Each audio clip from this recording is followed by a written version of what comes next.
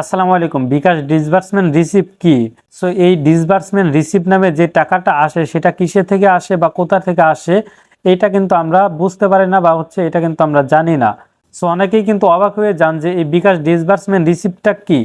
দেখেন, বিকাশ disburse receipt হচ্ছে আপনার কোনো সরকারি ভাতা বা সরকারের কোনো বেতন যদি আসে বা যদি কোনো স্টুডেন্টের উপবৃত্তি থাকে, সেই ক্ষেত্রে কিন্তু এই বিকাশ ডিসবার্সমেন্ট রিসিপ্ট নামে কিন্তু টাকাটা চলে আসে।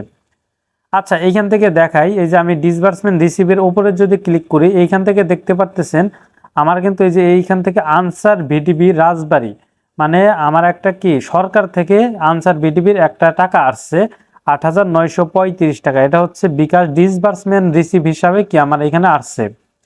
সো এটা হচ্ছে আপনাদের যদি কোনো ভাতা বা আপনাদের সরকারের যদি কোনো অনুদান আসে, এক কথায় সরকারের যদি কোনো অনুদান আসে, সেক্ষেত্রে আপনাদের লেখা থাকবে এখান থেকে লেখা থাকবে ডিসবার্সমেন্ট রিসিপ্ট, মানে সরকারি ভাতা আসলে আপনার ডিসবার্সমেন্ট রিসিপ্ট হিসাবে কি টাকাটা চলে আসবে।